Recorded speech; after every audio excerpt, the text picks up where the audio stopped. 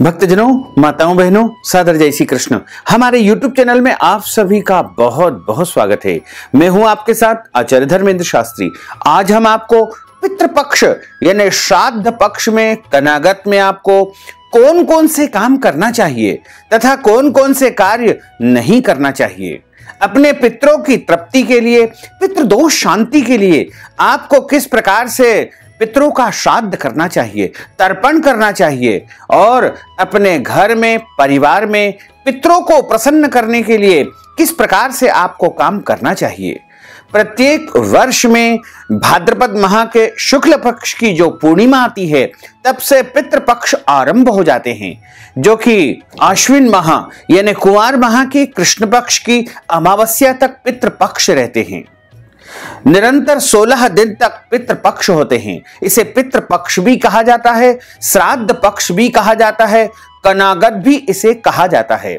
इस दौरान पितरों की तृप्ति के लिए उपाय किए जाते हैं, उनके लिए श्राद्ध किया जाता है, तर्पण किया जाता है।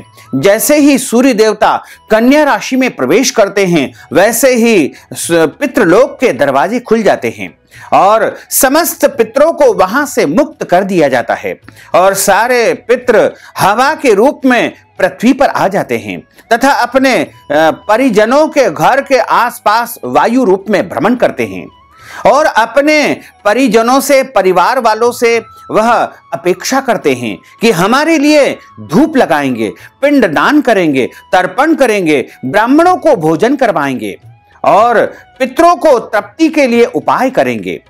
तो सारे पितृ हमारे अपने परिजनों से अपेक्षा अवश्य ही करते हैं। जब हम पितरों के निमित्त इन 16 दिनों में तर्पण करते हैं, श्राद्ध करते हैं, ब्राह्मण भोजन करवाते हैं, उनकी तृप्ति के लिए उपाय करते हैं, तो वो हमें आशीर्वाद देकर के पुनः पितृलोक को चले जाते हैं। और यदि आप उनकी तृप्ति के लिए उपाय नहीं करेंगे तो वो आपको श्राप देकर इस पृथ्वी लोक से जाएंगे और आपके घर में कई प्रकार की समस्याओं का सामना आपको करना पड़ेगा। इस बार पितृपक्ष का आरंभ 20 सितंबर 2021 पूर्णिमा से हो रहा है और 6 अक्टूबर 2021 सर्व पितृ मोक्ष अमावस्या के दिन पितृपक्ष का समापन हो जाएगा। तो पितरों का श्राद्ध पितरों की तिथि पर करना चाहिए। यदि आपके घर परिवार में किसी की मृत्यु 2 साल के पहले हुई है तो उनका श्राद्ध इसी वर्ष आपको करना चाहिए, यानी तीसरे वर्ष उनको श्राद्ध में लेना चाहिए, जिसे महालया श्राद्ध कहा जाता है। और यदि आपके पूर्वजों की मृत्यु कुछ वर्षों पहले हुई है, कई वर्षों पहले हुई है, तो भी उनकी तिथि पर आपको उनका श्राद्ध करना चाहिए। वैसे तो पूर्वजों का श्राद्ध उनकी तिथि पर ही करना चाहिए। यदि आपको तिथि याद नहीं है तो आप पूर्णिमा अथवा अमावस्या के दिन अपने पूर्वजों का या पितरों का श्राद्ध कर सकते हैं, जिससे उनको तृप्ति प्राप्त होगी और आपको भरपूर आशीर्वाद प्रदान करेंगे। इस बार पितृपक्ष की जो तिथियां हैं वो इस प्रकार रहेगी, यानी 20 सितंबर 2021 को पूर्णिमा तिथि का श्राद्ध होगा। वहीं 21 सितंबर 2021 को प्रतिपदा यानी पड़वा का श्राद्ध होगा।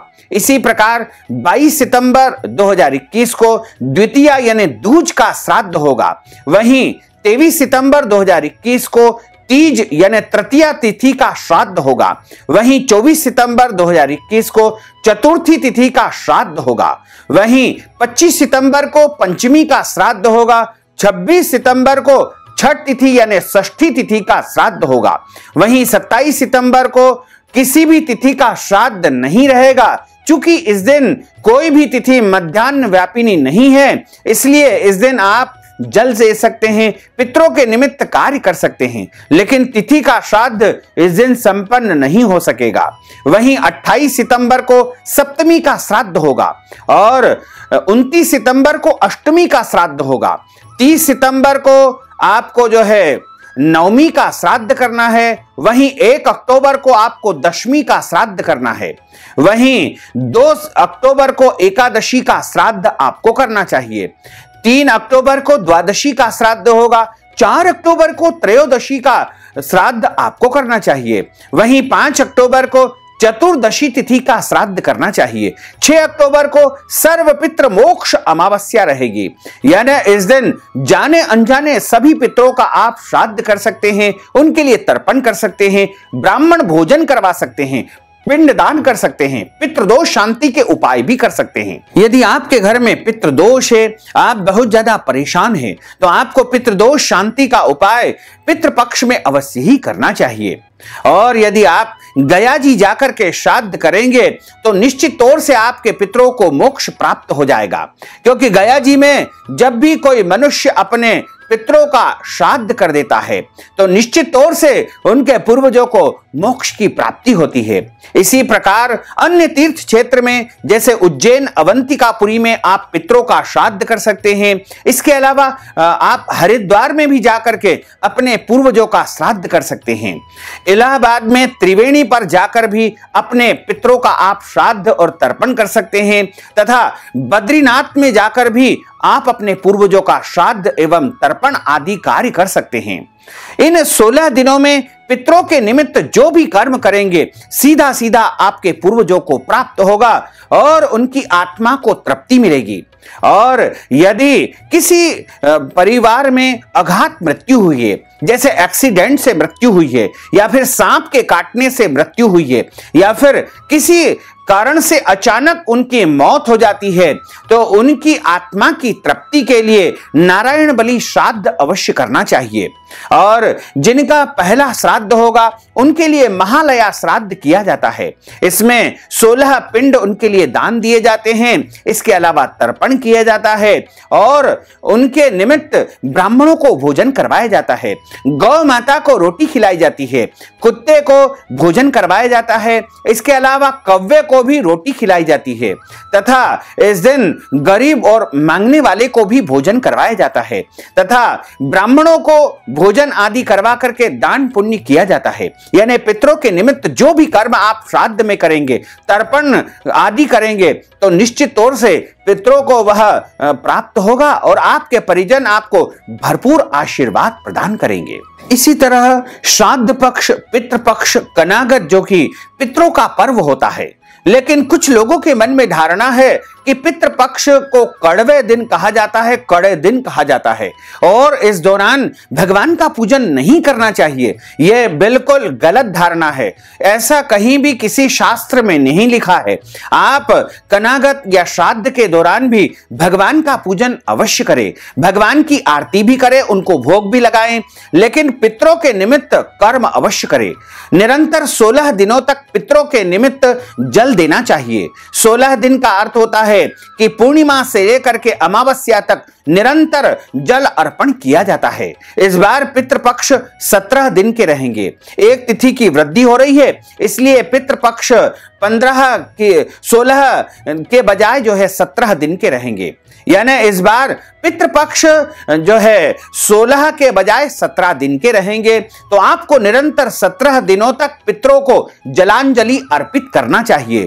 पितृपक्ष में प्रत्येक दिन आपको जल्दी उठकर के स्नान आदि कर्म करना चाहिए और उसके बाद में मध्याह्न काल में दोपहर के समय तीर्थ में जाकर या अपने घर पर आप पितरों को जलांजलि अर्पित अवश्य करें, जिससे आपके पितरों को तृप्ति अवश्य ही प्राप्त होगी। इसके अलावा एक रोटी आपको तैयार करना है जो बिना नमक की रोटी होगी, उसमें गुड़ और घी मिला करके अपने घर में जो जल रखने का स्थान होता है वहां पर गोबर से लीप करके या पोछा लगा करके एक मिट्टी के पात्र या हवन कुंड में अग्नि जला करके आपको बिना नमक की रोटी और गुड़ घी मिला करके पितरों के निमित्त 5 आहुति प्रदान करना चाहिए तथा उसके आसपास जल घुमाना चाहिए। ऐसा करेंगे तो निश्चय ही उस से जो धुआं निकलेगा उसको पितृ लोग ग्रहण करेंगे और पितरों को तृप्ति प्राप्त होगी और आपके पूर्वज आपको आशीर्वाद प्रदान करेंगे। पितृपक्ष जो कि 20 सितंबर 2021 से आरंभ हो रहे हैं और एक पक्ष तक चलने वाले श्राद्ध में पितरों का तर्पण तथा पिंडदान विधि विधान से किए जाते हैं। श्राद्ध पक्ष का समापन सर्व पितृ मोक्ष अमावस्या यानी 6 अक्टूबर 2021 को होगा।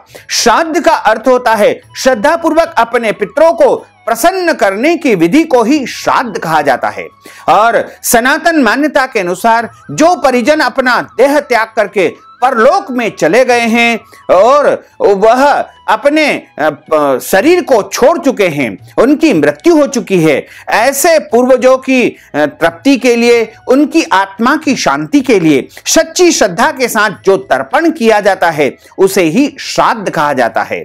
मृत्यु के देवता यमराज श्राद्ध पक्ष में समस्त जीवों को मुक्त कर देते हैं ताकि वे स्वजनों के यहां जाकर के तर्पण और पिंडदान को ग्रहण कर सके। मृतक परिजनों को पितर कहा जाता है। पितृ पक्ष में मृत्यु लोक से पितर पृथ्वी लोक पर आते हैं और अपने परिवार के लोगों को आशीर्वाद प्रदान करते हैं। पितृ पक्ष में पितरों की आत्मा की शांति के लिए तर्पण किया जाता है। पितरों को प्रसन्न करने से घर में सुख, शांति और समृद्धि का आगमन होता है। परंतु श्राद्ध करते समय कुछ विशेष बातों का ध्यान रखना बहुत आवश्यक होता है। सर्वप्रथम अपने पूर्वजों की शांति के लिए आप जो भी श्राद्ध कर रहे हैं, तर्पण कर रहे हैं, उसको आपको पूरी श्रद्धा और पूरी भावना के साथ करना चाहिए। और पितरों की तृप्ति के लिए आपको गौ दान भी करना चाहिए। तिल का दान किया जाता है, स्वर्ण का दान किया जाता है, घी का दान किया जाता है, वस्त्र यानी ब्राह्मण को कपड़े भी दान किए जाते हैं, कंबल का दान भी किया जाता है। इसी प्रकार गुड़ का दान किया जाता है, चांदी का दान किया जाता है, धन का दान किया जाता है, नमक और फल का दान भी पितृ पक्ष में करना चाहिए। और यह दान ब्राह्मण के द्वारा संकल्प करवा कर ही अपने पुरोहित या विद्वान ब्राह्मण को दान करना चाहिए। दान हमेशा सुपात्र को करना चाहिए, कभी भी कुपात्र को दान नहीं करना चाहिए। सुपात्र का अर्थ होता है योग्य और विद्वान ब्राह्मण को ही दान करना चाहिए, उसको सुपात्र का दान कहा जाता है। श्राद्ध पक्ष में दान आप अपने पूर्वजों की तिथि के अनुसार कर सकते हैं। यदि तिथि नहीं याद है तो पितृपक्ष में कभी भी कर सकते हैं। पूर्णिमा अथवा अमावस्या को भी आप अपने पूर्वजों के निमित्त दान पुण्य करके उनका आशीर्वाद प्राप्त कर सकते हैं। तथा आप अपने पितरों से क्षमा याचना अवश्य करें। जाने अनजाने में आपके द्वारा कोई भी गलती हो गई है, कोई अपराध यदि आप कर बैठे हैं तो अपराध बोझ से ग्रसित है, ऐसी स्थिति में अपने गुरु से अपनी बात कह करके अपने पितरों से क्षमा याचना अवश्य करें। तथा उनके चित्र के ऊपर आपको तिलक अवश्य लगाना चाहिए। और अपने पूर्वजों का जो चित्र है वो हमेशा अपने घर में दक्षिण दिशा पर लगा करके उनका मुंह उत्तर दिशा की ओर होना चाहिए। यानी आपका मुंह दक्षिण की ओर होगा और पितरों का मुंह उत्तर दिशा की ओर होगा। लेकिन जब आप उनका तर्पण करेंगे, श्राद्ध करेंगे, तो उनको यानी उनके चित्र को निकाल करके एक चौकी या पटे के ऊपर आप स्थापित करें और वहां पर आटे का चौक आपको बनाना चाहिए। उसके ऊपर आपको चौकी या पटा स्थापित करके सफेद कपड़ा बिछाएं तथा पितरों का चित्र वहां पर लगा करके उनका पूजन अर्चन करें, उनके लिए जलांजलि अर्पित करें और उनके लिए आप तर्पण करें, पिंड दान करें। और यदि आप ये सब नहीं कर सकते हैं तो केवल भोजन बना करके उनको भोग लगावे और जो हमने बताई है बिना नमक की रोटी का जो है धूप उनको लगाना चाहिए। इसके पश्चात ब्राह्मण को भोजन करवा देवे, गौ माता को रोटी देवे, कुत्ते को ग्रास देवे, चींटियों को ग्रास देवे, मछलियों को ग्रास देवे, भिखारी या मांगने वाले को भी ग्रास देना चाहिए। इसी प्रकार से पितृपक्ष में अपने पितरों की तिथि के निमित्त या किसी भी दिन यदि आप पितरों के निमित्त कर्म करेंगे तो निश्चय ही पितरों का भरपूर आशीर्वाद प्राप्त होगा। और पितरों को जो है संध्या के समय तिल के तेल का दीपक अवश्य लगाना चाहिए, इससे पितृदोष समाप्त होंगे। और परिवार के सहित अपने पूर्वजों की तिथि पर अन्नदान करना चाहिए, भोजन वितरण करना चाहिए, दवाई या फल का भी आप वितरण अपने पूर्वजों की तिथि पर कर सकते हैं। इसके अलावा पूर्वजों की तिथि पर आप पेड़ पौधों का रोपण भी कर सकते हैं, यानी अपने पूर्वजों की याद में एक वृक्ष आपको अवश्य लगाना चाहिए जिससे पूर्वजों का भरपूर आशीर्वाद आपको मिल सकेगा। अपने पूर्वजों को चंदन की या पुष्प की माला अर्पित करें, सफेद चंदन उनको लगाना चाहिए और खीर अवश्य बनाना चाहिए। पितरों को खीर सबसे अधिक प्रिय होती है और इस खीर में चावल का उपयोग किया जाता है। चावल और दूध से पितरों के लिए खीर बनाई जाती है। पितरों का सबसे प्रिय भोग खीर होता है। इसके अलावा काशी फल यानी कद्दू की सब्जी भी पितरों को अत्यधिक प्रिय होती है। और इसके अलावा अन्य शुद्ध और सात्विक भोजन उनके लिए तैयार करना चाहिए। केसर, शक्कर, शहद जो है मिला करके आपको अच्छी प्रकार से खीर बनाना चाहिए और गाय के गोबर के उपले से अग्नि तैयार करके पितरों के निमित्त आपको आहुति प्रदान करना चाहिए।